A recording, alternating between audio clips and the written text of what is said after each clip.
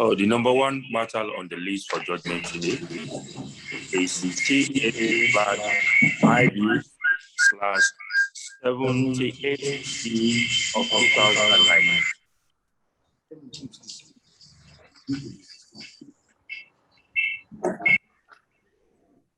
between Mohammed against the state.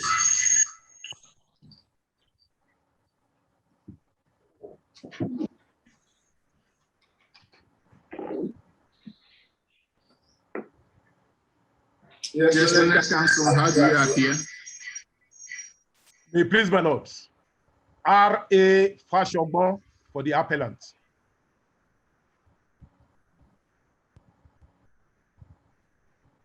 Yes, anybody for the respondent?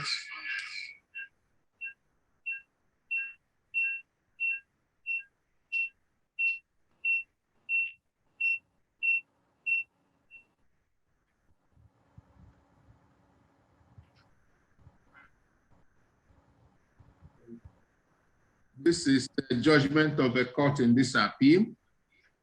The appeal was heard by the panel of Jimmy Olukayode Bada, Ugochukwu Anthony Ogapo, and Folashade Ayodeji Ojo, justices of the Court of Appeal. The appellant was arraigned before the High Court of Oyo State on a one-count charge of manslaughter. The prosecution called for witnesses in proof of the charge and tendered several exhibits, including the extrajudicial statement of one Hassan Muhammadu, who was not called as a witness and which was admitted in evidence as Exhibit B. The appellant testified for himself and did not call any witness. In his judgment, the lower court convicted the appellant as charged and sentenced him to 15 years imprisonment without labor. The appellant was dissatisfied and appealed against the judgment. The records of appeal were compared and transmitted, and the parties filed and exchanged briefs of argument, which they adopted at the hearing of the appeal. In the appellant's brief, 4 issues were distilled for determination, which I've set out in the judgment. The respondent in his brief distilled the sole issue for determination. I've considered the issues for determination, and I find that the respondent's issue is expansive and encapsulates the 4 issues nominated by the appellant. It is therefore on the basis of the issue as distilled by the respondent that I considered the submissions of learned counsel. The said issue is whether the trial court was right in holding that the respondent proved his case beyond reasonable doubt to warrant his conviction. I reviewed the submissions of learned counsel, and after considering the records of appeal, the submissions of counsel, and expounding on the law, the conclusion on the appeal is that the issue for determination is resolved against the appellant. The lower court rightly held that the prosecution proved his case beyond reasonable doubt and correctly convicted the appellant as charged. The appeal is therefore bereft of merit. It accordingly fails and it is hereby dismissed. The lower court, embodying the conviction and sentence imposed on the appellant, is hereby affirmed. Jimmy Olukayode Bada and Folashade Ayodeji Ojo agreed with the judgment of the court. That is the judgment.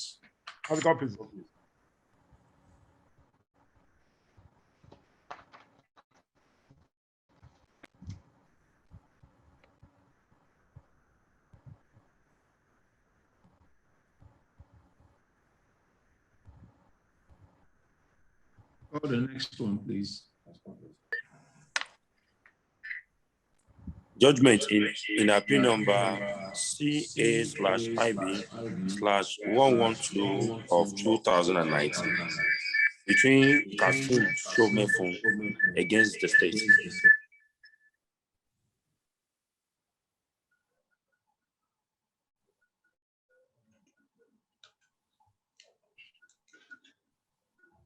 Appearances.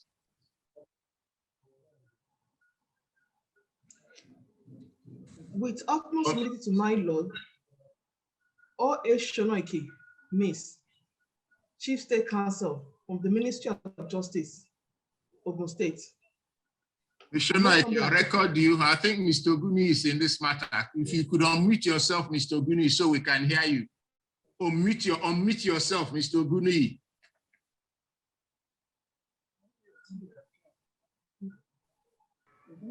We provide respect, my lord. Yes. JT Oguniyi. My appearance Yes. is for the appellant, my lord. Yes. Who is for the respondent? Yes, my lord. With utmost humility to my lord, O.A. Shonoike, Miss, Chief State Counsel from the Ministry of Justice, Ogun State. I most humbly appeal, my lord, for the respondent.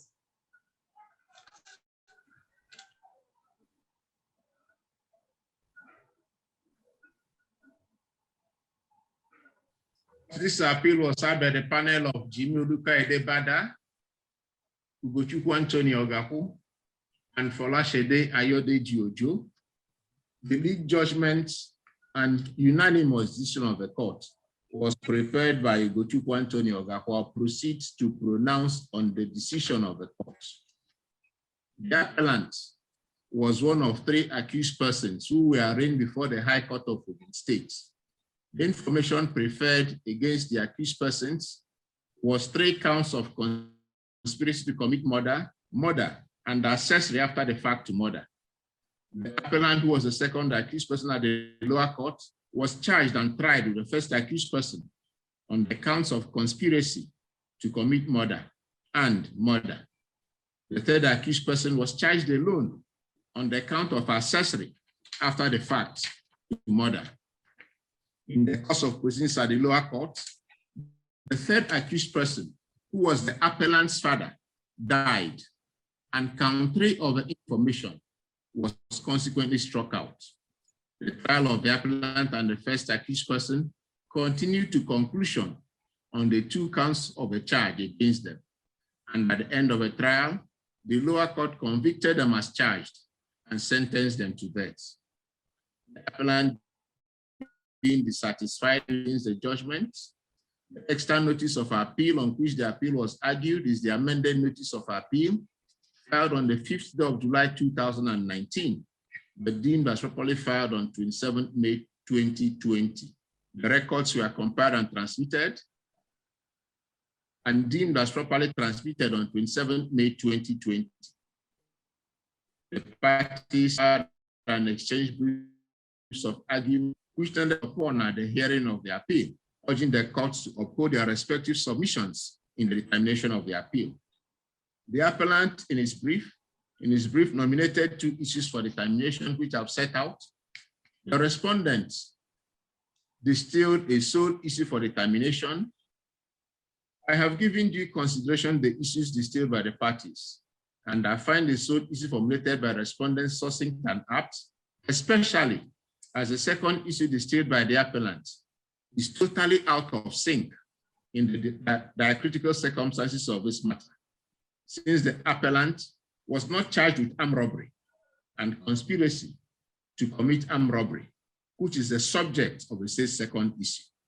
Accordingly, it is on the basis of the issue distilled by the respondent that are considered the submissions of learned counsel and resolve this appeal.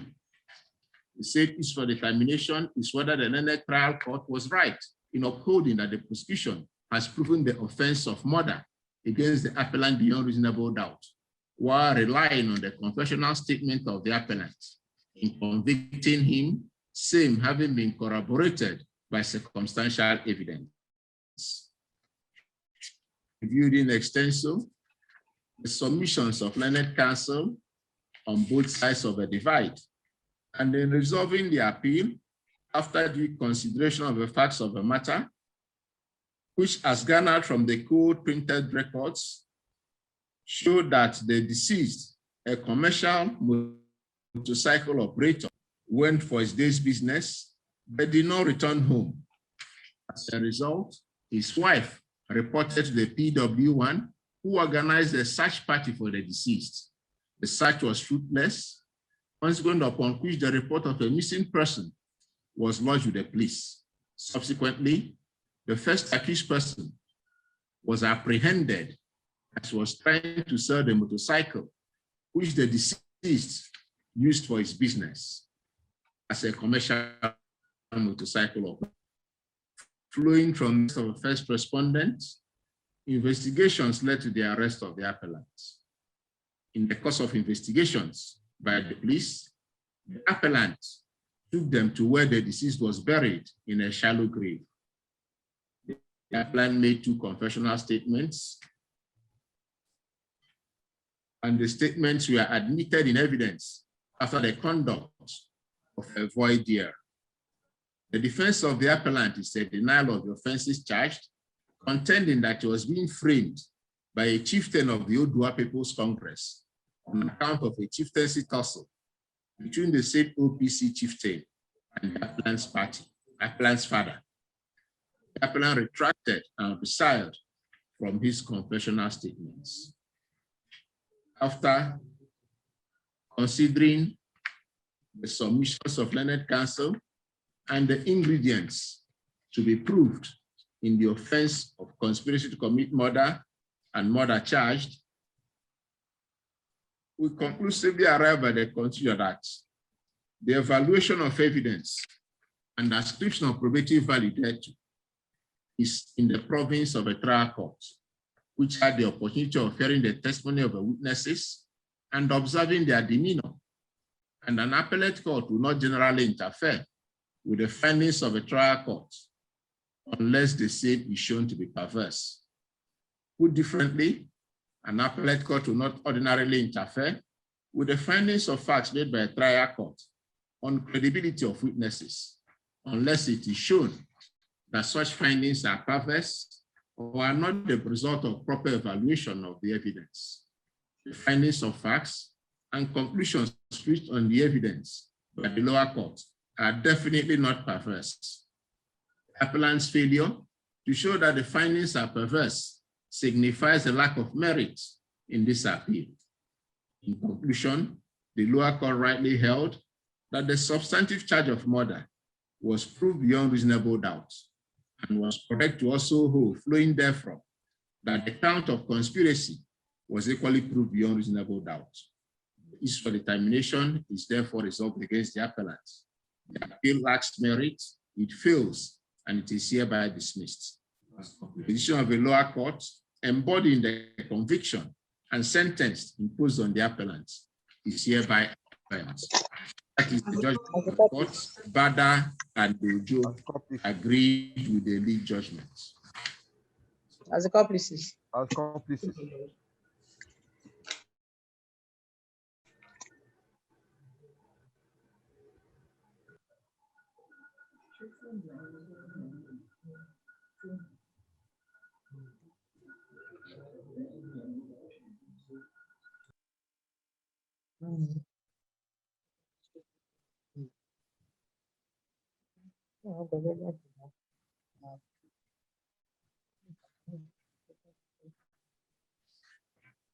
Please go to the next one.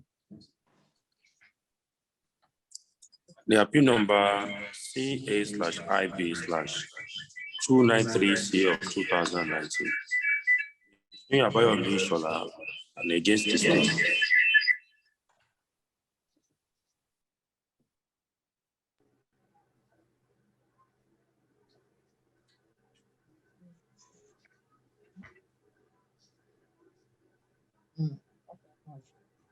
Yeah, fine.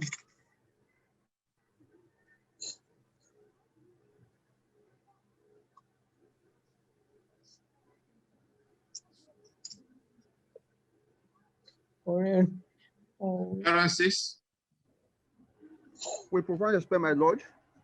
JT Oguni, I appear for the appellant, my lord. yes.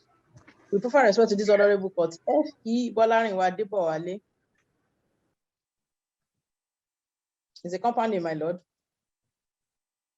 Chief State Counsel, Ogun State Ministry of Justice. That I appear for the respondent.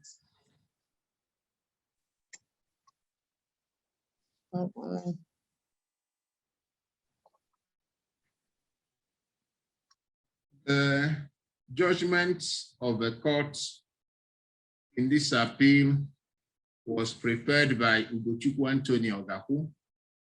It is the unanimous decision of the courts, Jimmy Olukayode Bada and Folashade Ayede Jojo, who on the panel agreed with the lead judgment. I'll proceed to pronounce the decision of the court. On or about the second day of August 2012, there was an armed robbery incident at kilometer 12, Idiroko Road, Ijuota, Ogun State. The Toyota Camry car belonging to the PW1 was stolen during the robbery. Shortly after the robbers made their getaway, the PW1 raised an alarm and the report of a robbery was lodged with the police. Subsequently, information filtered to the PW1 that the Toyota Camry car, which matched the description of his stolen vehicle, was recovered by the police from the appellant, who was seen driving the car and was unable to produce the vehicle particulars when the police stopped him and demanded for the same. The PW1 proceeded to where the vehicle was said to have been recovered and identified the vehicle as his own, which was stolen at a robbery incident in his house that day. The appellant was eventually arraigned before the High Court of Ogun State on an information which preferred charges of conspiracy to commit armed robbery and armed robbery, contrary to and punishable under the Robbery and Firearms Special Provisions Act. The appellant pleaded not guilty and the matter went to trial. The prosecution called 2 witnesses in proof of the offenses charged and tendered 2 exhibits, including the confessional statement of the appellant, which was admitted in evidence after a trial within trial and marked as Exhibit A. The appellant testified for himself and did not call any other witness. At the end of the trial, the lower court convicted the appellant as charged and sentenced him to death. The appellant, peeved by the decision, appealed against the same. Records of appeal were compiled and transmitted, and parties filed and exchanged briefs of arguments. The appellant in his brief formulated 2 issues for determination, while the respondent on his part distilled a sole issue for determination. The issues crafted by the parties flow from the grounds of appeal. However, I'll take the liberty to think out the issues in order to conduce to conciseness and clarity, bearing in mind that under our criminal jurisprudence, the onus is on the prosecution to prove the offenses charged beyond reasonable doubt. The issue, which I find dilatable, cumulative, and encompasses the issues formulated by the parties, and on the basis of which I'll consider the submissions of learned counsel and resolve this appeal, is whether, having regard to the circumstances of this case and the evidence on record, the lower court was right in holding that the charges against the appellant were proved beyond reasonable doubt. It's based on these issues, this sole issue displayed by the court, that I review the submissions of learned counsel. And after due consideration of the onus on the prosecution to prove its case beyond reasonable doubt, against the background of a settled law of the 3 ways of methods of proving a criminal case and the ingredients of the offense of armed robbery charged, the conclusion of the court on the evidence adduced and the submissions of learned counsel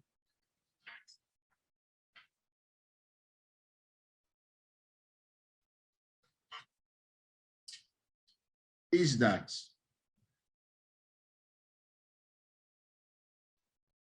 the issue for determination as displayed by the court is resolved against the appellant. The appeal is devoid of merits, it therefore fails, and it is accordingly dismissed.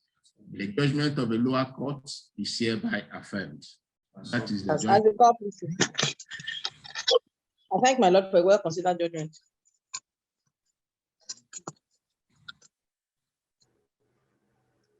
As court pleases.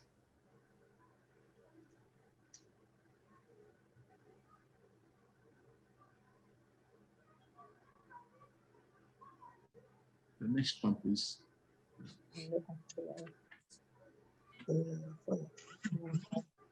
The appeal number CA/IB/496 of 2007 between Adedayo Oladele against the state.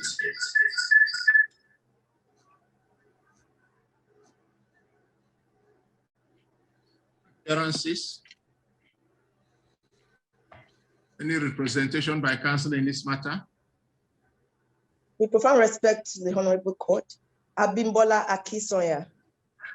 Akisanya is spelled Akisanya, my Lord, Chief State Counsel. I humbly announce my appearance for the respondent. I'm most grateful, my Lord. Ogun State Ministry of Justice. Yes, my Lord, Ogun State Ministry of Justice. I'm most grateful, my Lord. Thank you. No representation for the appellant? Very well then. Judgment of a court. Appeal is against the judgment of a High Court of Ogun State. The appellant herein, Adedayo Oladele, was the second accused person at the trial at the lower court. The appellant and his co-accused person were tried on 5 counts of conspiracy to commit armed robbery, and unlawful possession of firearms. In brief, the case of the prosecution is that at about 2 a.m. on 11th November 2010, there was an armed robbery incident somewhere in Ijebu-Ode, and the victims were robbed of their money and other valuables at gunpoint. At daybreak, the victims heard that some persons were arrested by the police with some items which they could not account for. They therefore went to the police station and identified the appellant and his co-accused as among the robbers who robbed them.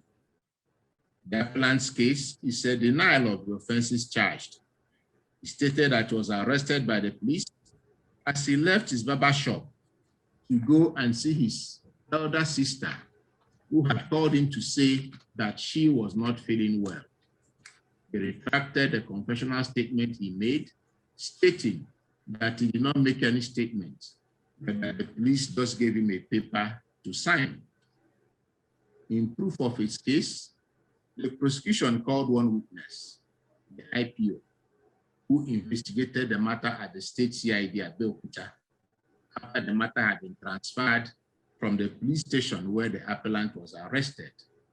Several exhibits were tendered in evidence by the prosecution, including the extrajudicial statements of the victims of a robbery who were not called as witnesses. The appellant testified in his defense and called no other witness. The lower court in its judgment convicted the appellant as charged and sentenced him to death.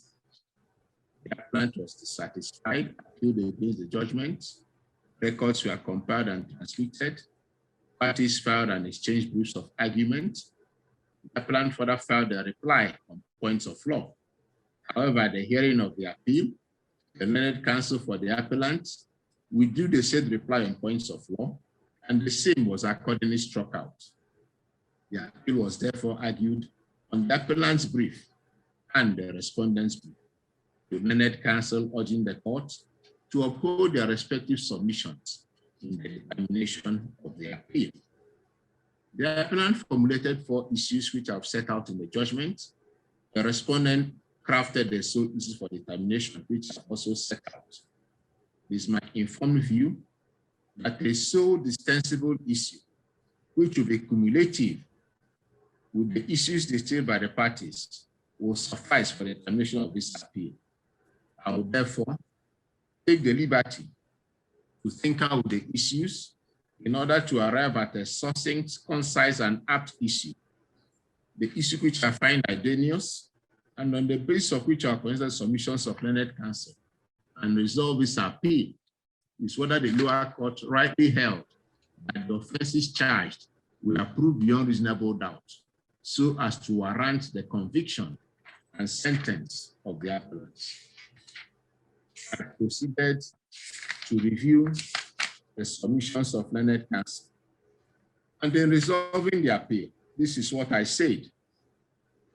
In redacting the case of a prosecution, I stated that the complainants or victims of a robbery were never called as witnesses, and that the sole prosecution witness was the IPO at the state CID at Abeokuta, who was clear in his testimony that he was in his office about 2 weeks after the alleged robbery incident, when a case of armed robbery was transferred to his office with the appellant and his co-accused, as well as exhibits recovered, and it was detailed to investigate.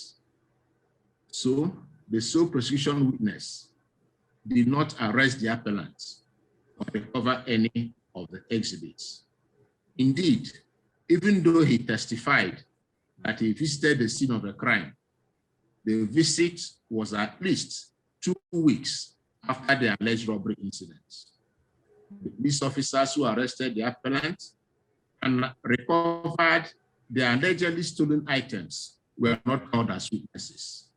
Equally, the victims of a robbery did not testify in order to identify any of the allegedly recovered items as valuables that were stolen during the robbery incident. So there was no direct testimony of how the robbery incident took place or how the appellant was apprehended. The lower court, however, admitted and acted upon the extrajudicial statements, exhibits Y2 and Y3, made to the police by 2 of the alleged robbery victims, and relied on the same in holding that the offenses charged were established beyond reasonable doubt. It is pertinent to state that the facts in the state extrajudicial statements were never testified to and tested in court, as the makers of the statements were not called as witnesses. I iterate that the sole prosecution witness was the IP at State CID at Abeokuta, who did not witness the alleged commission of a crime at Ikebode on about 11th November 2010, but only became involved on 23rd November 2010 after the matter was transferred to State CID at Abeokuta. The onus on the prosecution is to prove his case beyond reasonable doubt, not beyond any shadow of doubt. And to do this, the law is settled that there are 3 ways or methods of doing so. I restate that there was no eyewitness testimony in this matter. So it was only on the basis of confessional statement and circumstantial evidence that the lower court could have arrived at a conviction. The legal position seems to be that for circumstantial evidence to amount to proof of a case beyond reasonable doubt, such circumstantial evidence must prove the proposition which it seeks to establish with the accuracy of mathematics. It is, however, not derogatory that evidence is circumstantial. It is very often the best evidence, which by undesigned coincidence is capable of proving a proposition with the accuracy of mathematics. In order for circumstantial evidence to secure a conviction in a criminal trial, it must be cogent, complete, and unequivocal. Indeed, the facts must be incompatible with innocence of the accused person and incapable of explanation upon any reasonable hypothesis other than that of his guilt. We will find out in the course of this judgment if, as held by the lower court, the prosecution established the guilt of the appellant through any of the three ways or methods, and yet the lower court arrived at the correct decision when it held that the offenses charged had been proved beyond reasonable doubt and consequently convicted the appellants.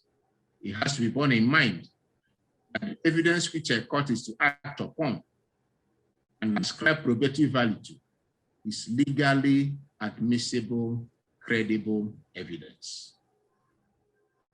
It is settled law that proofs of evidence are not pieces of legal evidence on which the court acts. They are mere summaries of statements of witnesses to be called by the prosecution. So whatever statement made by a potential witness containing the proof of evidence and who was not called to testify, in the case of an accused person, any statement volunteered and which was not tendered in evidence is not legal evidence on which a court can act. Let me restate that there was no eyewitness of the commission of the offense. The parties have referred to the essential ingredients in the offense of robbery. The lower court considered the said ingredients in its judgment and held that they were proved beyond reasonable doubt. In arriving at its decision, the lower court relied copiously on the extrajudicial statements made by the victims of the robbery, as well as other statements in the proof of evidence which were never tendered in evidence at the trial. The lower court then held that the said exhibits Y2 and Y3, as well as other statements containing the proof of evidence, corroborated the appellant's retracted confessional statements.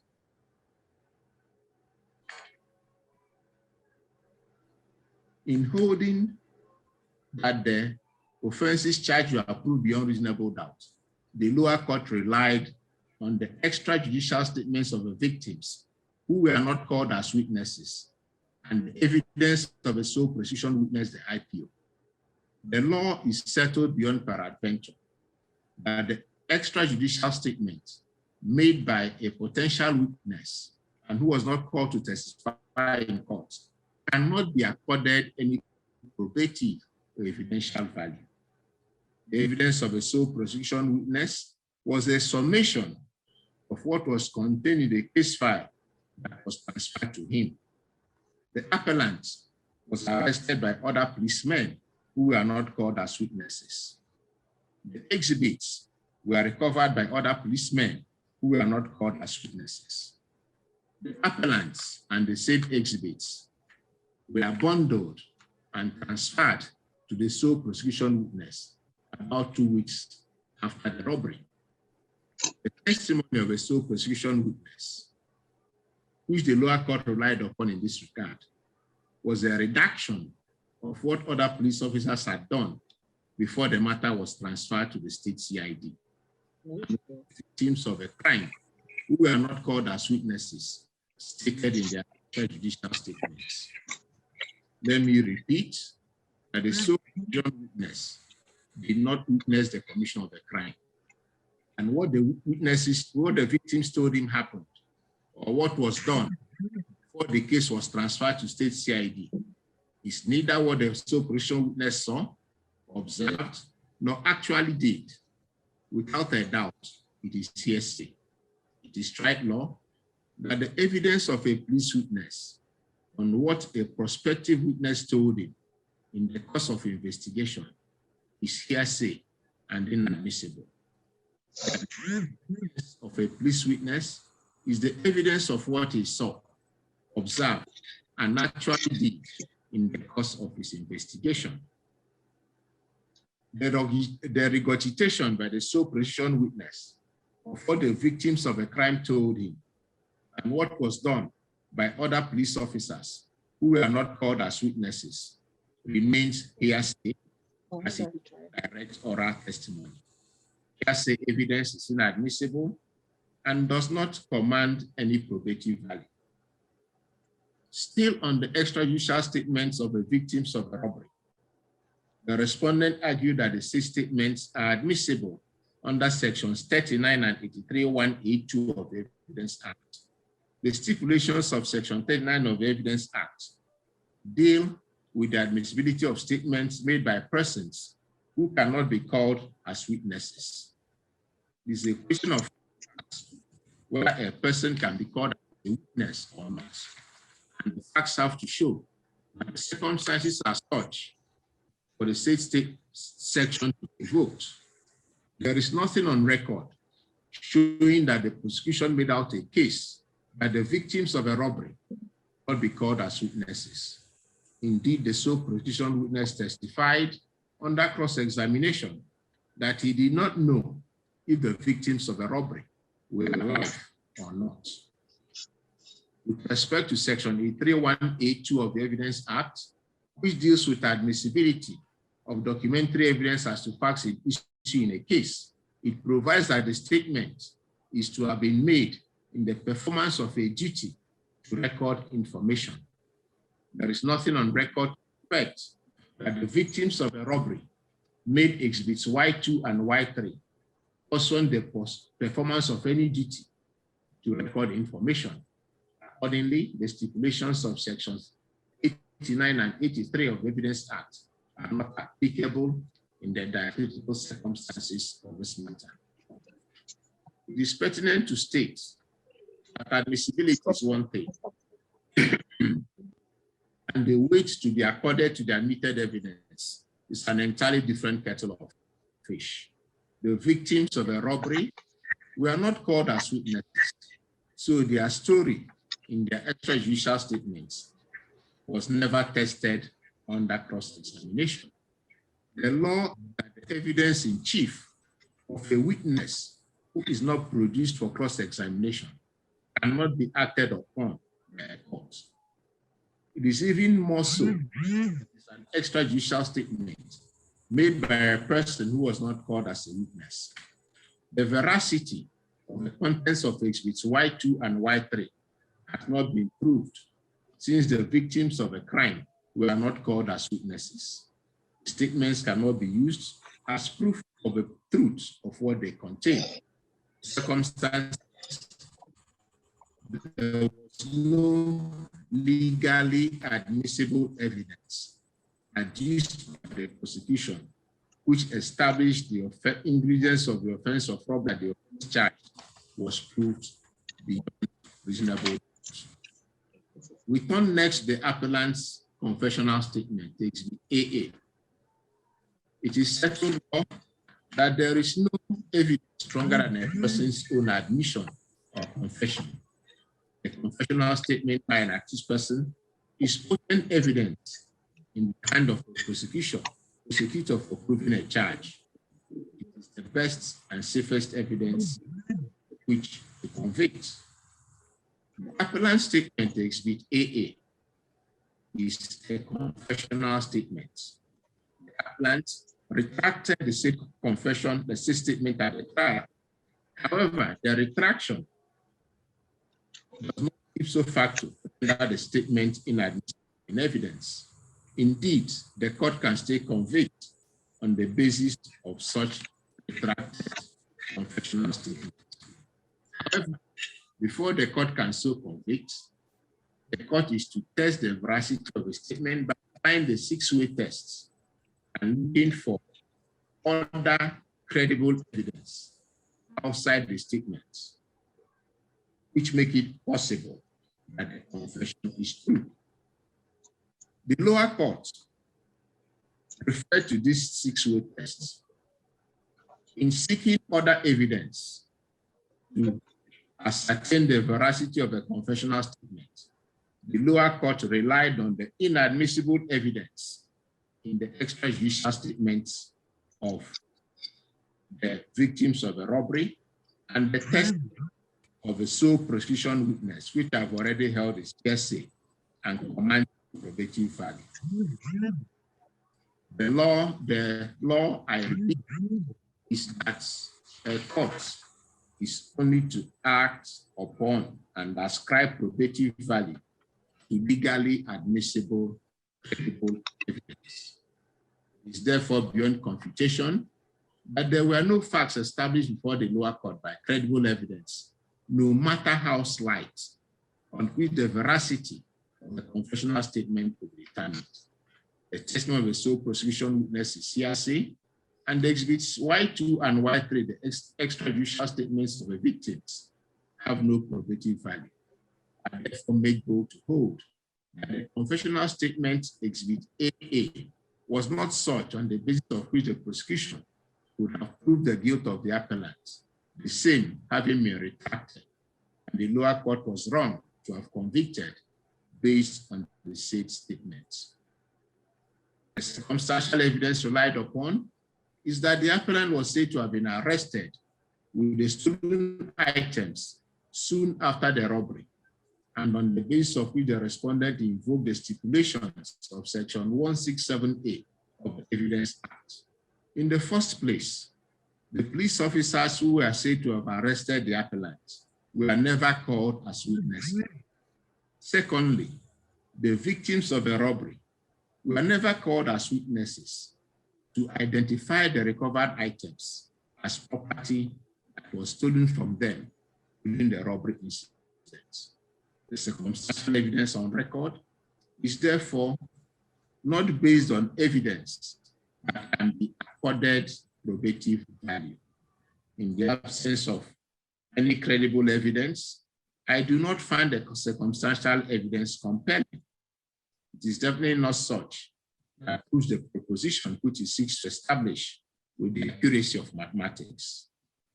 From the totality of the foregoing, it is effulgent that the offense of robbery charged was not proved beyond reasonable doubt.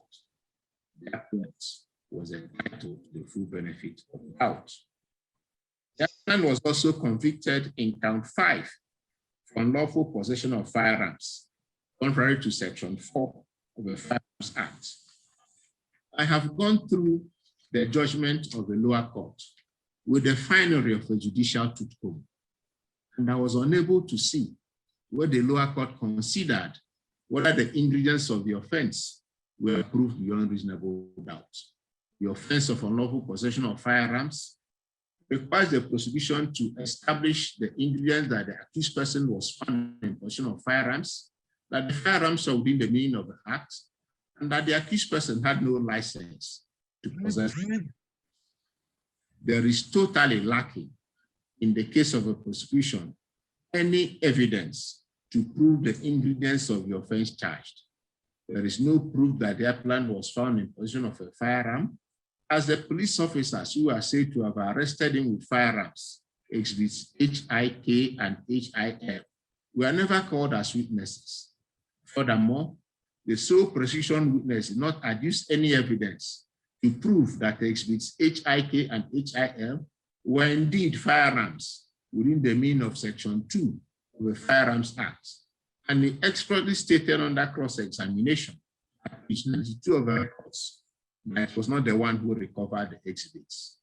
On the third ingredient, even though it has been held that being in possession of a firearm without license is a strict liability offense, and that it is for the accused person to prove that his possession was lawful by producing his license, the prosecution having failed to establish by credible evidence that the appellant was in possession of a firearm, concomitantly, the appellant had no evidential burden to prove that the possession which was not proved is lawful. In splice, the lower court was in error when it convicted the appellant as charged in count 5, when the ingredients of the offense charged were not proved beyond reasonable doubt. I turn to count 1, which is the charge of conspiracy to commit armed robbery. It has been held that the proper approach in considering an information containing conspiracy charge and substantive charges is to deal with the charges for substantive offense first, and then proceed to see how far a conspiracy count has been made out in answer to the fate of a charge of conspiracy. This is so because the proof of the offense of conspiracy is generally a matter of inference, and where the substantive offense is established, it can then be inferred that there was a conspiracy.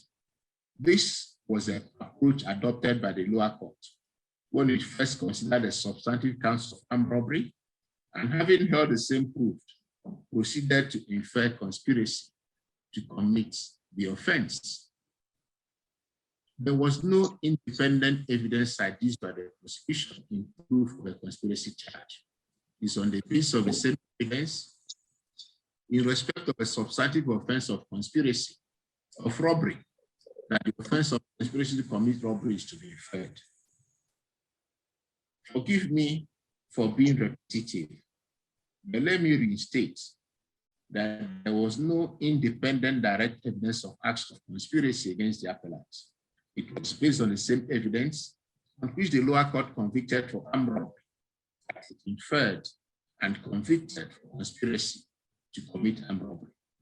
In such circumstances, if the conviction for the substantive offense is set aside on appeal, the conviction for conspiracy will equally be set aside.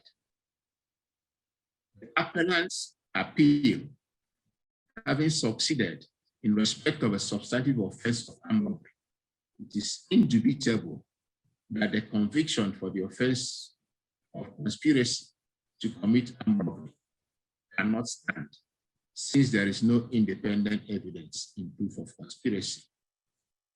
Concatenating the totality of the foregoing, the offenses charged were not proved beyond reasonable doubt to warrant the conviction of the appellants and the sentence imposed on him. The issue for determination is therefore resolved in favor of the appellants, and this signposts the success of this appeal.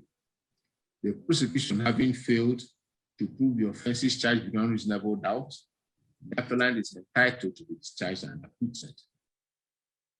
In summing up this judgment, it is important to say that there may indeed have been a robbery, but was the appellant the perpetrator? The evidence did not establish that, and it will be offending the law if the conviction of the appellant is allowed to stand when the doubt in the case ought to be resolved in his favor. In conclusion, the appeal is meritorious and it is hereby allowed. The decision of the lower court embodying the conviction of the appellant and the sentence of death imposed on him is hereby set aside. A verdict of charge and acquittal is hereby returned in respect of a 5-count charge preferred against the appellants.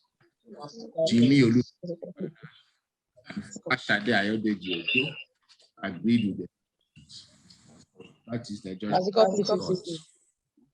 I'm most grateful for the well-considered judgment, my lord. Thank you.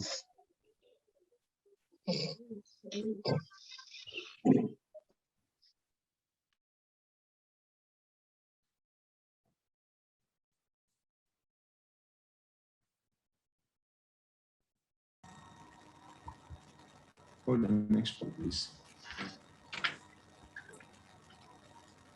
The appeal number CA/IB/1543 of 2019 between Ojo Ainam against the state.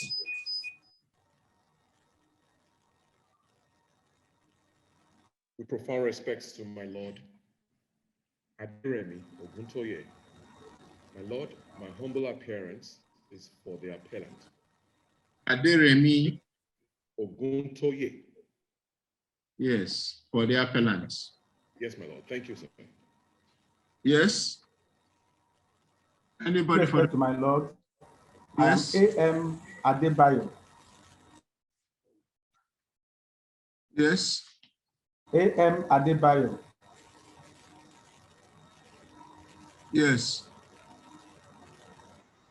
I'm A.M. Adebayo, Chief State Counsel, Minister of Justice, Ogun State. I appear for the respondent. Mr. Adebayo, I'm struggling to see you. Are you the one with Barrister Adesonya? Barrister Adesonya? Yes, my lord. Okay. Yes, my lord. I appear for the respondent. A.M. Adebayo for the respondent. Yes, the judgment of the court. A.M. The judgment. Yes, Adebayo, I have you on record as appearing for the respondent. Chief State Counsel, Minister of Justice, Ogun State. Ask up, please. I'm grateful. Thank you. The lead judgment of the court in this appeal was prepared by Ugochukwu Anthony Ogaku, Justice of the Court of Appeal, Jimmy Uluka-Edebada and Folashade Ayedeji Ojo agreed with the lead judgment, which I will now pronounce. On the 23rd day of December 2014, at about 9 p.m., there was a robbery incident at a shop at the Federal Housing Estate in Mure Junction, Ijebu-Ode. One of the robbers approached the PW2 at her shop and inquired about the cost of a bowl of rice. The PW2 told him the cost and directed him to a shop assistant who would make the sale. The said prospective customer robber then shot into the air and they carried out the operation, robbing the PW3 and PW3, a customer who was at the shop at the material time. Luck, however, ran out on the appellant as he was apprehended while the other robbers escaped. The PW2 and PW3, the victims of a robbery, identified the appellant from a marked space, which they said they saw clearly during the robbery. This is the case made out by the prosecution. The appellant's case, on the other hand, is that he had gone to buy a recharge card. And when he had shouts of thief, thief, with people running, he equally ran, but some people arrested him and started beating him. That was one of the thieves. He maintained that he was arrested in the afternoon of 23rd December 2014, and that he knew nothing about the robbery. The appellant was then arraigned before the High Court of the State on an information which preferred 3 counts of conspiracy to commit armed robbery, and attempted armed robbery. The appellant pleaded not guilty to the offenses charged, and the matter went to trial. The prosecution called 3 witnesses, while the appellant testified in his defense and did not call any witness.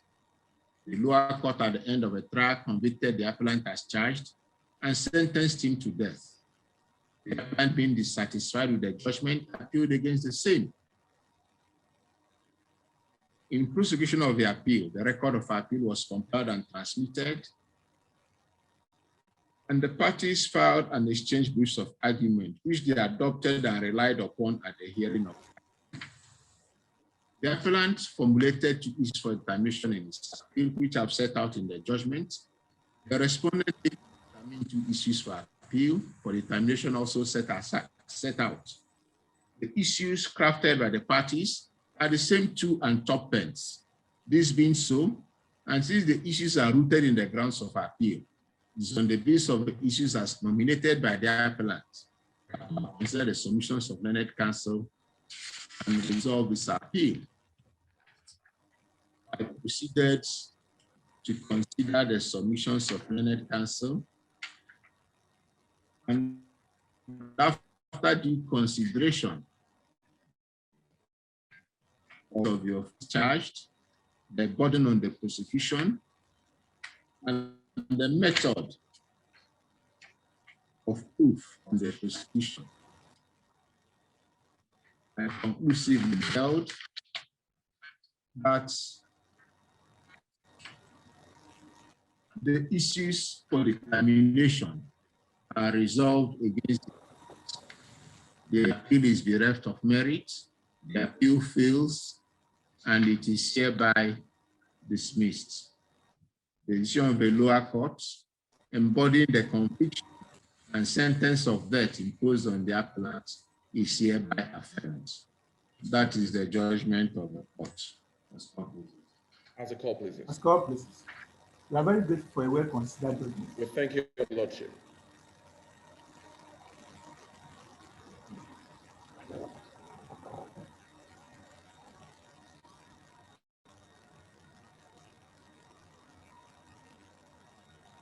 Let's call the next one. The appeal number CA/IB 197C of 2020 between Samuel Misosono against the state.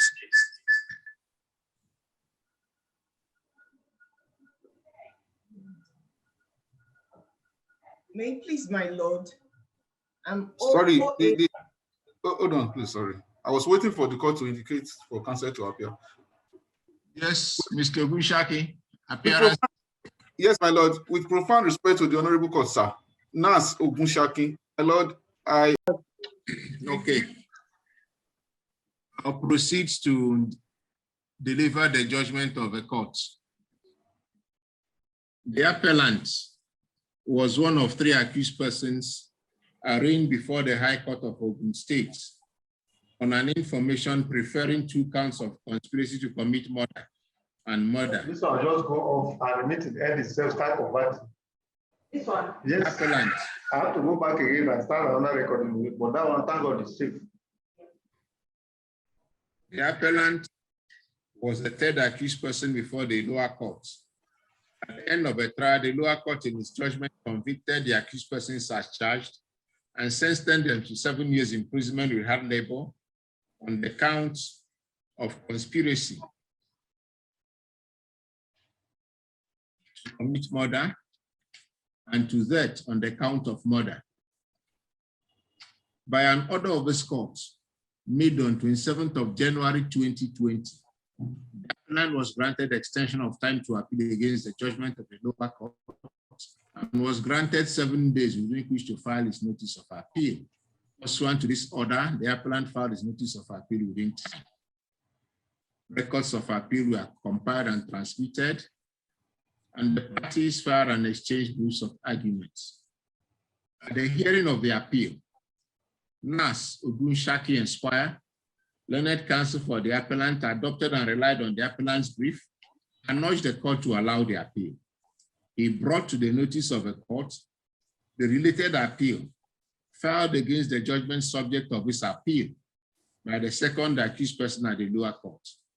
He stated that in the said related appeal, which is appeal number CAIB 262C 2013, this court in its judgment delivered on 25th of April 2018 allowed the appeal, set aside the judgment of the lower court, and quashed the conviction and sentence imposed on the appellant in the said appeal. In the same vein, Olusegun T. Oloto Esquire, learned DPP, Minister of Justice, Ogun State, appearing with Ms. O. Afolabi, Senior State Counsel, learned counsel for the respondent, adopted and relied on the respondent's brief in urging the court to dismiss the appeal. The appellant formulated 3 issues for the termination, which I've set out in the judgment. The respondent on his part distilled a sole issue, which I've also set out. I find the issue distilled by the respondent PT, accordingly to the basis of the said issue, that I would consider the submissions of learned counsel and thereafter seamlessly resolve the appeal en bloc. The issue being whether the prosecution proved the offenses of conspiracy to commit murder and murder against the appellant beyond reasonable doubt, having considered the defense of alibi raised by the appellant. I proceeded to review the submissions of learned counsel and in resolving the appeal. This is what I said. The background facts that led to the charge are that the complainants, as well as the appellant and his co-accused persons, are from Obanigwe in the Bokia local government area of Ogun State. The complainants are of the Anago tribe, while the appellant and his co-accused persons are of the Egun tribe.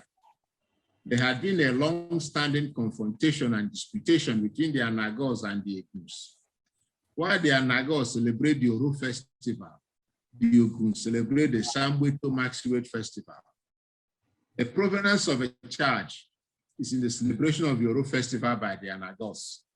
The case of a prosecution is that the appellant, the co-accused persons, and other Egun people came and disrupted the complainant's Oro Festival, and that in the course of the attack, the deceased was murdered.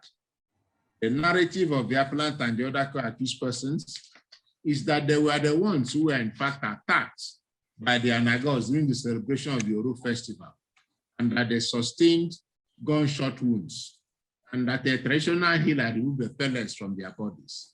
They stated that they were the ones who first reported the attack on them to the police before the tables were turned on them, and they became the accused persons. The prosecution evidence against the appellant and the co-accused persons is the same as relates to the offenses charged. It is predicated on this evidence that the appellant and the co-accused persons were convicted by the lower court.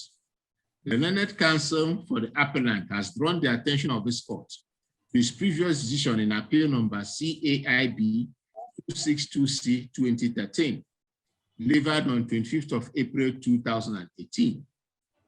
The said decision is in respect of the same judgment subject of this appeal. It was filed by the second accused person for the lower court.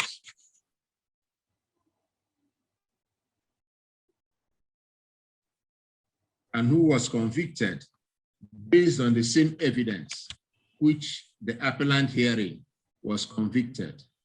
This court, Oram, Domba Mensem, Samani, and Dokurunkwo, justices of a court of appeal, allowed the appeal therein and set aside the issue of the lower court. The lead judgment of this court in the said appeal was prepared by Domba Mensem, JCA, now President Court of Appeal. In the said lead judgment, this court conclusively held that the decision of the lower court could not be affirmed, and it was consequently set aside. And the conviction and sentence of the appellant in the said appeal were quashed. It is rudimentary law that this court is bound by its previous decisions based on the doctrine of stare decisis. The diacritical circumstances of this matter even goes beyond the scope of binding precedent or stare decisis. It is a lot more deep-rooted. The previous decision of this court is on the same judgment of the lower court, which is complained about in this appeal. The offenses charged, as well as the evidence adduced against the appellant in the previous appeal and the appellant hearing, are the same offenses and evidence. That evidence has been held in the previous decision of this court as not establishing the offenses charged beyond reasonable doubt, consequent upon which the judgment of the lower court being challenged in this appeal was set aside. Based on the decision in Usman against Umaru, which relied on the English authority of Young and Bristol Aeroplane Company, this court is bound by its previous decision, except in circumstances where the court is entitled to decide which of two conflicting decisions of its own to follow, where it will refuse to follow its own decision, which though not expressly overruled, cannot in its opinion stand with the decision of this court, the Supreme Court, or the court is not bound to follow a decision of its own if it is satisfied that the decision was given per incuriam. These circumstances under which the court can depart from its previous decision are not present in the circumstances of this matter, and therefore this court remains bound by the decision in appeal number CAIB 262C 2013, and there is no need to depart from the same. It cannot be otherwise, as this court cannot approbate and reprobate, and cannot, flowing from the intimate kinship of the two appeals, arrive at a conflicting verdict, as it cannot be said that the previous decision of this court was given per incuriam. Albeit, I will further demonstrate how this appeal is unmeritorious in its own right. The learned counsel on both sides of a divide have redacted the essential ingredients of the offense of murder, which the prosecution has the onus of proving beyond reasonable doubt. They are both the ingredients which have to be proved are cumulative. In order to ground a conviction, all the three ingredients must be established beyond reasonable doubt. Let me, Brevi Mani, states that I am not at one with the appellant's contention that the evidence did not establish that the deceased is dead. It cannot be confuted that the evidence on record, particularly the testimony of a PW7, the medical doctor, and the medical report Exhibit A, authenticates that the deceased is dead. So raising any contention on that ingredient will be beating a dead horse.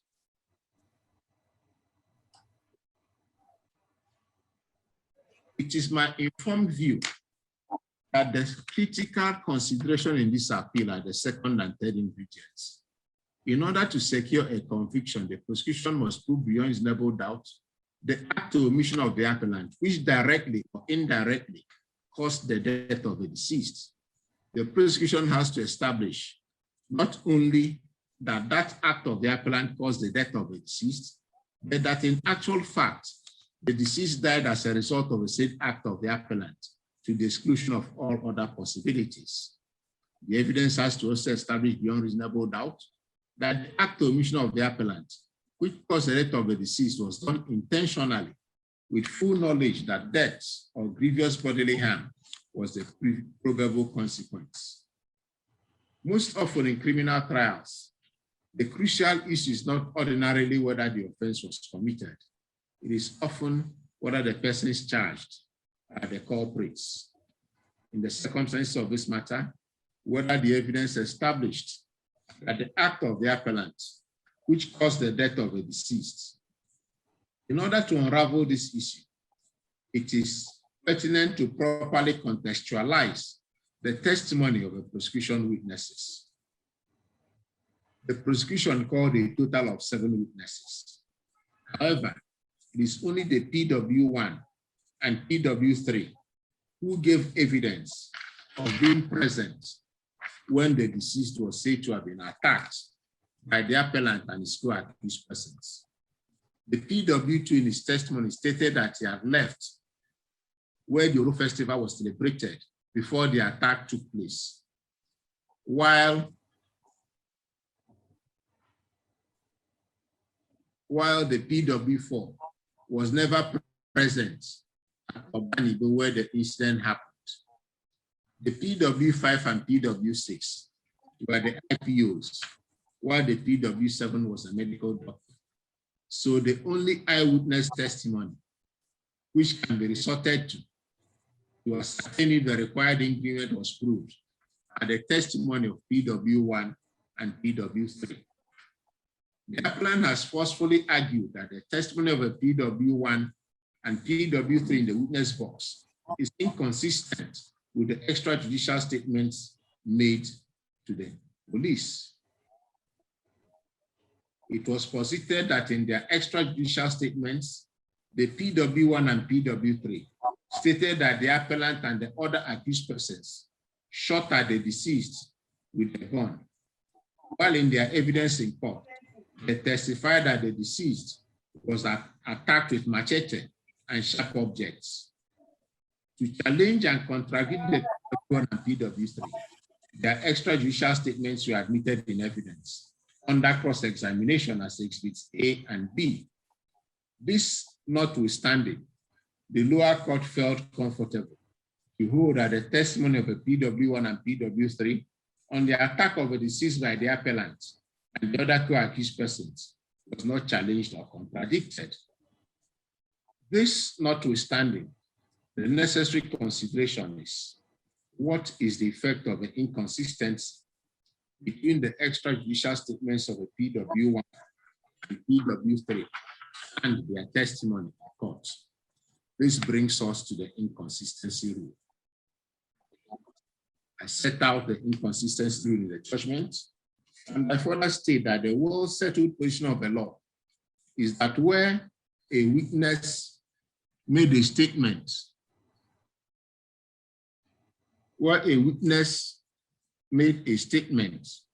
before trial, which is inconsistent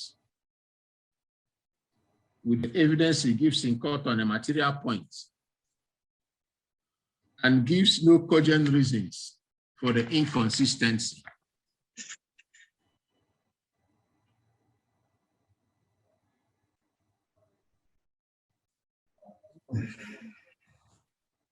the host stopped my video. The court should regard his evidence as unreliable, honorable against the state, or Rishi against the state. The lower court in its judgment held that PW1 and PW3 explained the inconsistency rule under re-examination. Firstly, from the record of appeal, see page 49, the PW3 was not re-examined, so he could not have explained the inconsistency under re-examination as held by the lower court.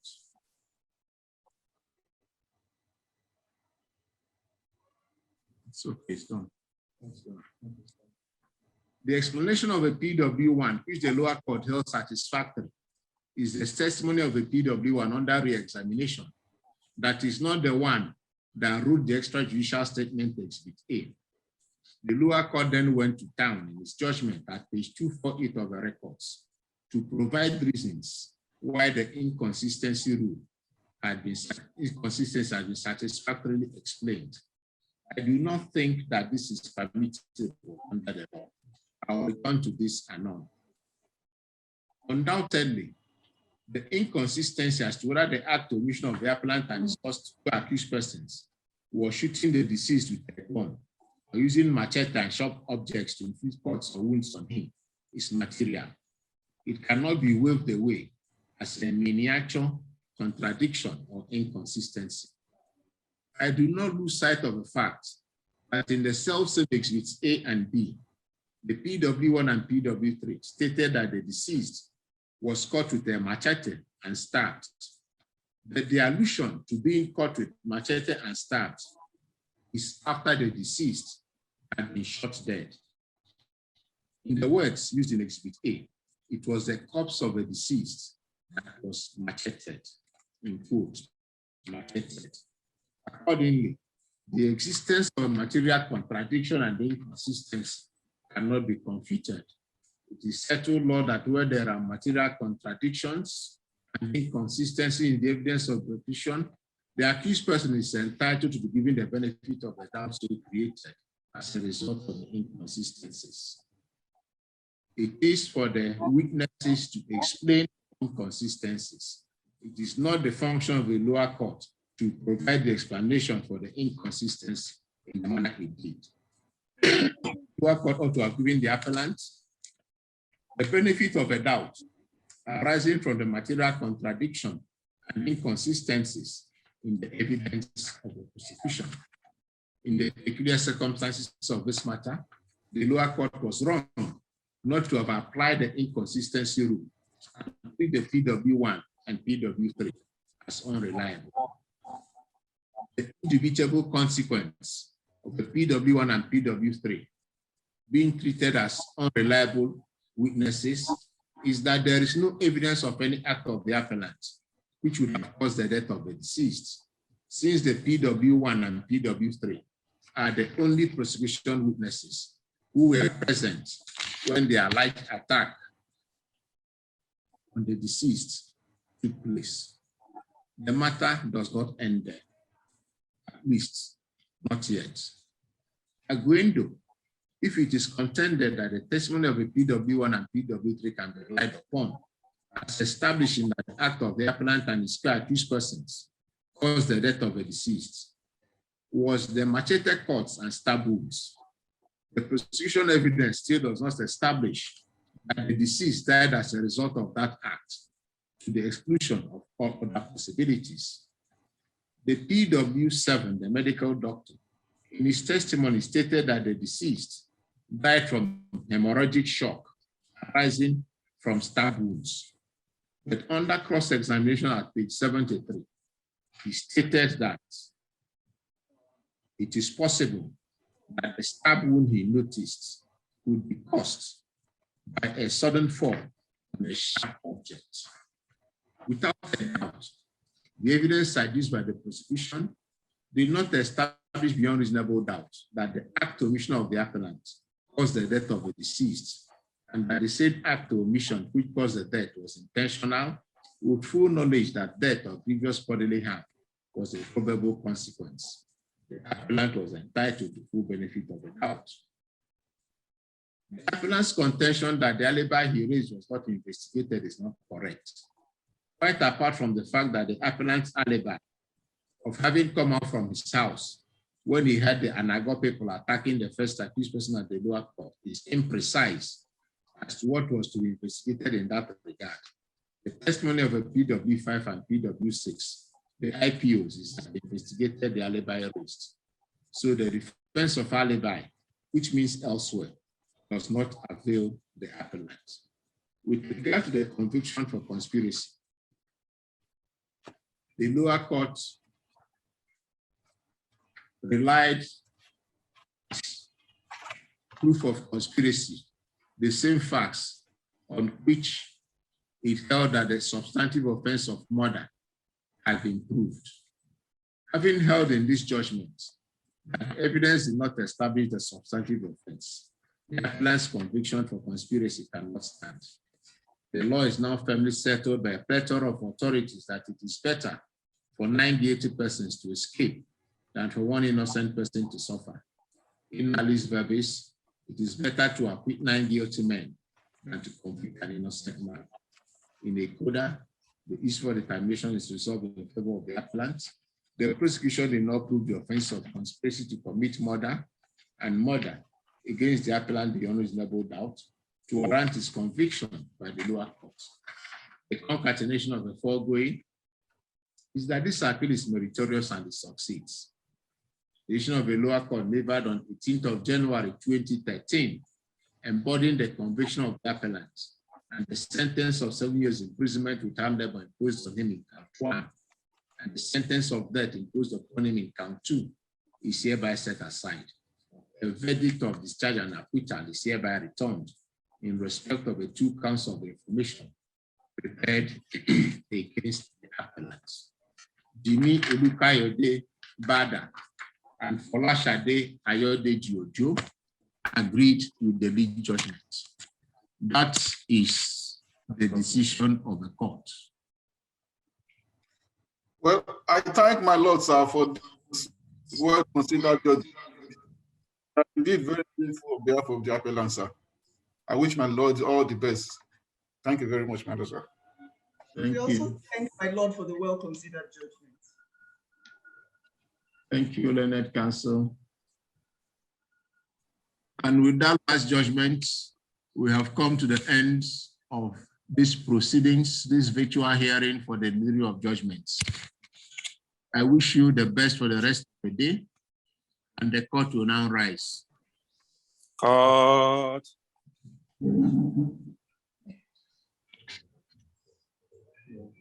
Oh. Thank you.